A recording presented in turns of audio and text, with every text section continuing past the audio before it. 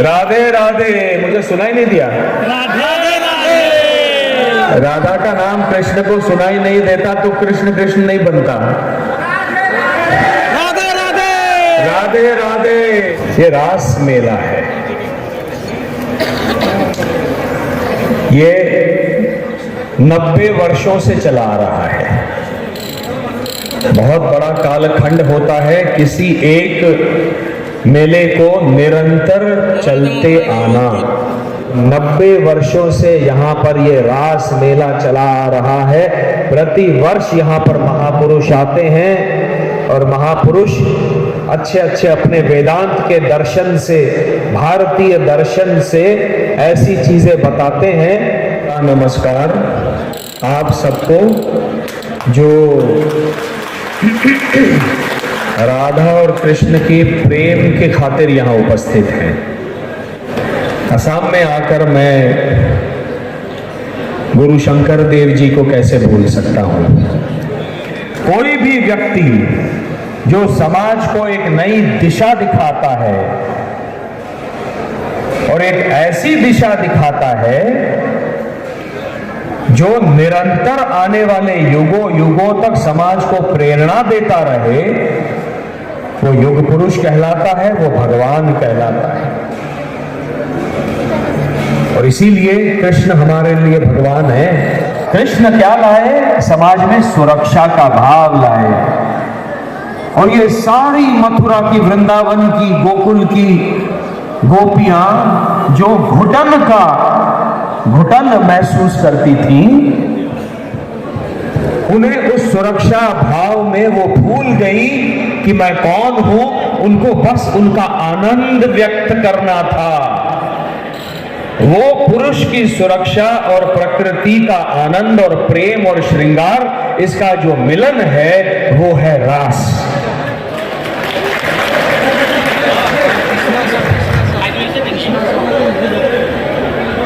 हर गोपी भूल गई स्वयं का अस्तित्व और उसके मन में वो कृष्ण जागृत हुआ जिसने उसे सुरक्षा प्रदान की और जीवन जीने की कला सिखाई कि जीवन एक उत्सव है, जीवन एक आनंद है। उसको आनंद के साथ उत्सव की तरह मनाना है और स्वयं को भूल जाना है। राधा रानी उसी का प्रतीक है। वो जब कृष्ण से प्रेम भी करती हैं तो उनकी कोई अपेक्षा नहीं होती, जिसे हम निष्काम प्रेम कहते हैं। निश्चल निष्काम सरल प्रेम, राधा रानी उसकी प्रतिमूर्ति है। लेकिन वो प्रेम तभी व्यक्त हो सकता है जब कोई कृष्ण सुरक्षा प्रदान करे। और इसीलिए पुरुष और प्रकृति का जब मिलन होता है तो वो शारीरिक संबंध के बहुत परे होता है। उसमें शरीर का संबंध नहीं होता, उसमें आत्मा का संबंध होता है। आत्मा का परमात्मा से मिलन होता है। तब वो गोपी आनंद के साथ रास रचती है उस पुरुष के साथ। असम सरकार के पर्यटन मंत्री और यहाँ के विधायक बरुआ जी, पटवारी जी और सारे विधायक, सांसद और सरकार के प्रशासनिक अधिकारी, आप सबको नमस्कार। और सबसे बड़ा नमस्कार आप सबको जो राधा और कृष्ण की प्रेम के खातिर यहाँ उपस्थित हैं।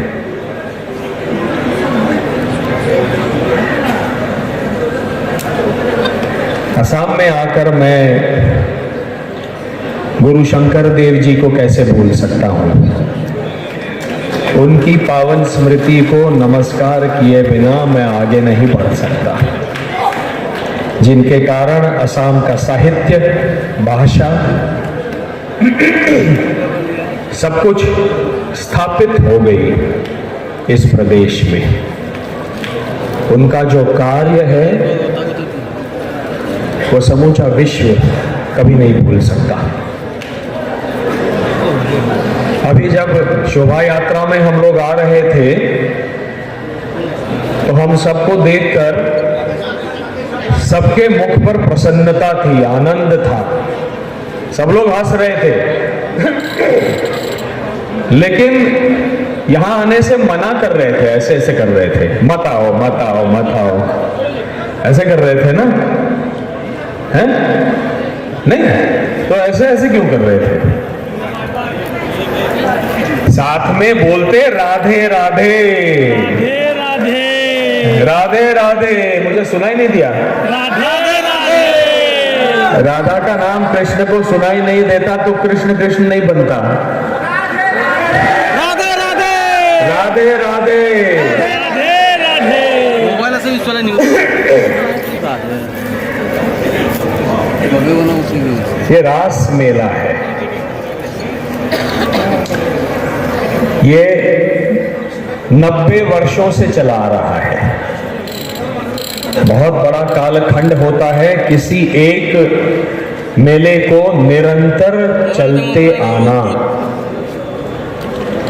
वो केवल लोगों की आस्था और विश्वास और भक्ति ही जीवित रखता है। तो सबके साथ आपके विश्वास, भक्ति और आस्था को भी मैं नमन करता हूं। ये रास क्या है? रास क्या है? बड़े शहरों में जिस प्रकार से विदेशी संस्कृति फैली हुई है, उसके कुछ विक्टिम्स हमारे भी मित्र हैं, पाश्चिमात्य संस्कृति के विक्टिम्स हैं। उनमें से एक हमारे मित्र ने एक दिन मुझसे कह दिया कि आपके कृष्ण क्या है? तो सबसे पहले मैंने उससे कहा तुम भारतीय हो, तुमने मुझसे कहा आपके कृष्ण क्या है, तो कृष्ण तुम्हारे नहीं है? इस संस्कृति के दो सबसे महान व्यक्तित्व जो हैं इस परंपरा के, भारतीय सभ्यता के, वो हैं प्रभु रामचंद्र और भगवान श्री कृष्ण। वो जितने मेरे हैं उतने ही तुम्हारे भी हैं।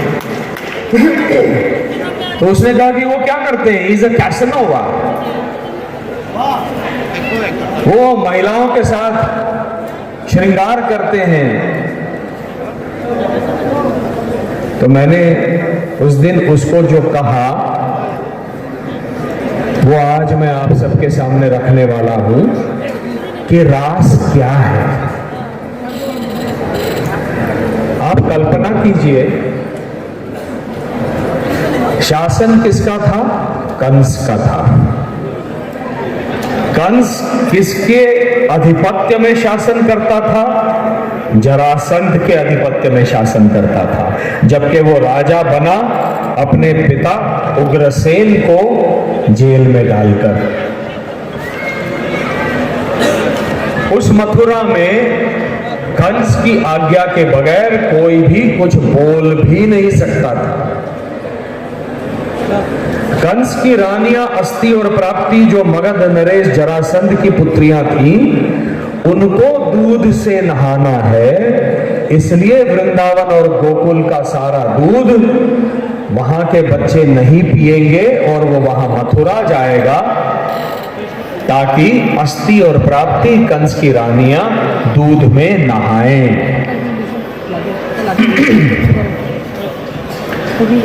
हम जो उपजते हैं, एक मजदूर मजदूरी करता है, कुछ उपजता है, एक कृषक अपनी भूमि से कुछ अन्न निर्माण करता है, अहीर जो गोपालन करते थे मथुरा वृंदावन गोकुल में, वो दूध का व्यवसाय करते थे नंद बाबा के आज्ञा से, लेकिन उनके बच्चों का उस दूध पर अधिकार नहीं था।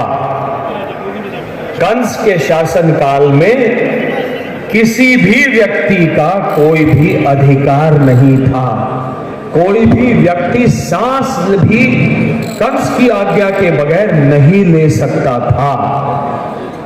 कल्पना कीजिए यदि ऐसा वातावरण हमको हमारे समाज में मिल जाए, क्या हम जी सकेंगे? हम नहीं जी सकेंगे, हमको घुटन महसूस होगी।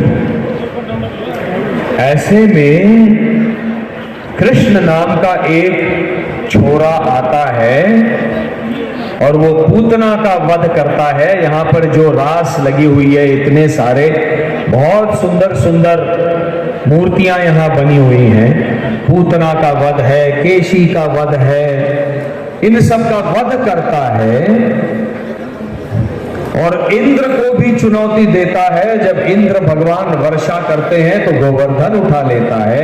उस गोवर्धन के तले सारा समाज एकत्रित होता है, पशु पक्षी भी एकत्रित हो जाते हैं, उन सबकी वो रक्षा करता है। आपको ये समझना होगा ये पुरुष का कर्तव्य है। हमने हमेशा माना पुरुष और प्रकृति होते हैं। पुरुष का कर्तव्य है सुरक्षा प्रदान करना और जो प्रकृति है वो दयाशील, क्षमाशील, शांति प्रिय, सहनशील, श्रृंगार रस की प्रतिमूर्ति, प्रेम की प्रतिमूर्ति होती है। जब पुरुष सुरक्षा निर्माण करता है तब वो स्त्री प्रेम और श्रृंगार उसको देती है, समाज को देती है। सुरक्षा नहीं होगी समाज में तो श्रृंगार, प्रेम, दया, क्षमा, शांति नहीं हो सकते। और इसीलिए जब इस कृष्ण ने सुरक्षा लाया, कृष्ण क्या लाए? समाज में सुरक्षा का भाव लाए। और ये सारी मथुरा की, वृंदावन की, गोकुल की गोपियां जो घुटन महसूस करती थी, उन्हें उस सुरक्षा भाव में वो भूल गई कि मैं कौन हूं। उनको बस उनका आनंद व्यक्त करना था। वो पुरुष की सुरक्षा और प्रकृति का आनंद और प्रेम और श्रृंगार, इसका जो मिलन है वो है रास।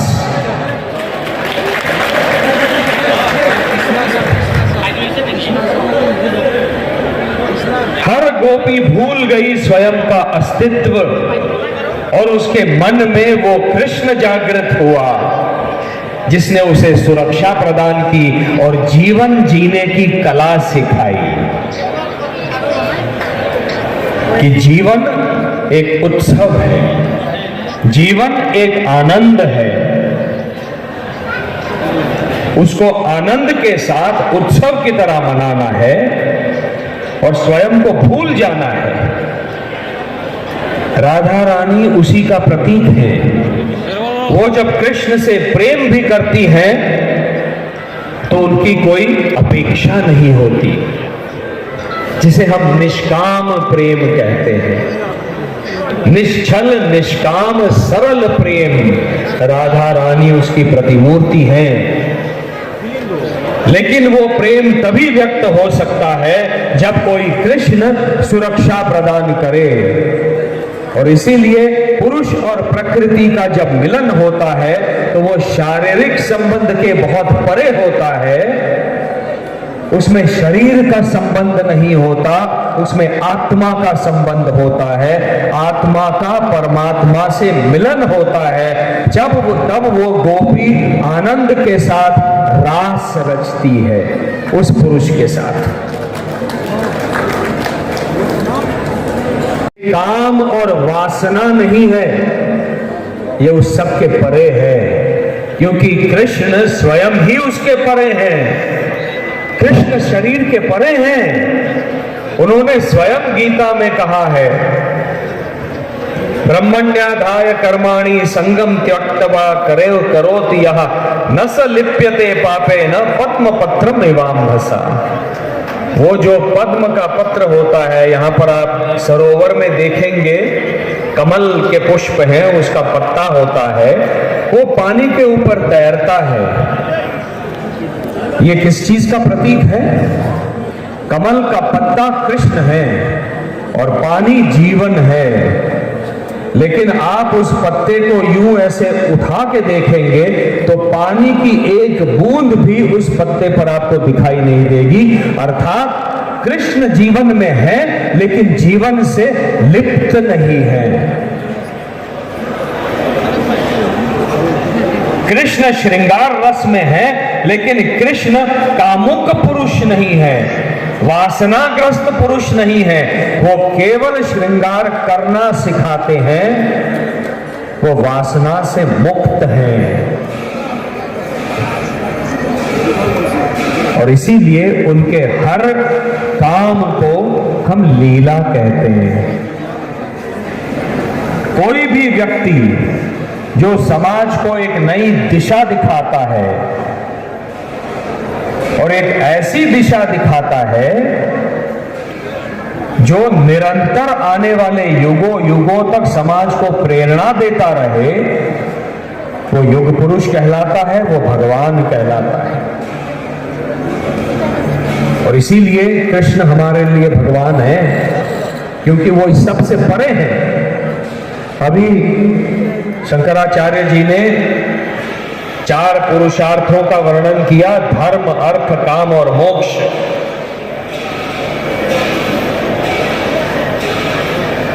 यहां कई लोग हैं, सैकड़ों लोग जिनके बच्चे हैं, माताएं हैं, बहनें हैं जिनके बच्चे हैं।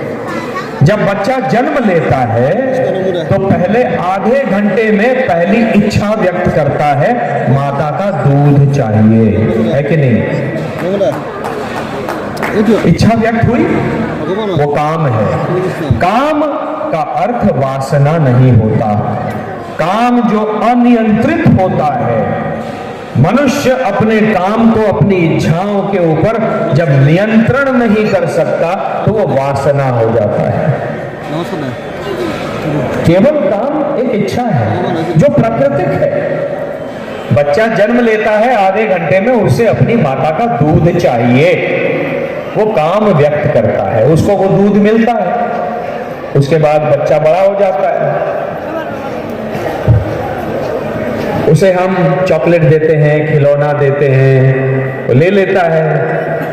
उसको उसका अर्थ समझ में आ जाता है कि ये अच्छा है खिलौना, ये अच्छा है चॉकलेट। फिर भी कुछ समय तक यदि आप वो खिलौना उससे वापस मांगो तो बच्चा दे देता है।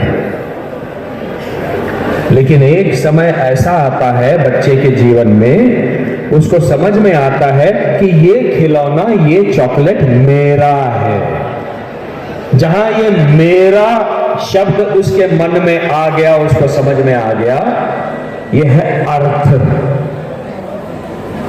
अर्थ क्या है? अर्थव्यवस्था। हम सबके पास पैसे हैं, हम लोग एफडी में रखते हैं, म्यूचुअल फंड में डालते हैं, ये मेरा है ना? वो हम किसी को देना नहीं चाहते, वो अर्थ है। तो काम और अर्थ प्राकृतिक है, इनके साथ ही मनुष्य जन्म लेता है। इनको नियंत्रित करते हुए यदि मनुष्य अपना जीवन यापन करे तो उसे मोक्ष प्राप्त हो सकता है। और उसको नियंत्रित करने का उपाय और मार्ग है धर्म।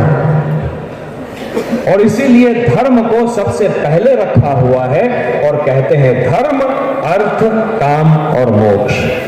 आप अर्थ और काम को धर्म के मार्ग पर लेकर चलेंगे तो आपको मोक्ष प्राप्त हो सकता है। लेकिन धर्म को आप निकाल देंगे और आप अनियंत्रित काम, अनियंत्रित अर्थ में घुसेंगे तो मोक्ष नहीं मिलेगा। ये हमारा सनातन दर्शन जो है वो इतना गहन है, इतना गहन है। और हम सब बहुत ही सौभाग्यशाली हैं कि ये दर्शन, इस माटी का, इस संस्कृति का दर्शन हमारे लिए सीखने के लिए उपलब्ध है।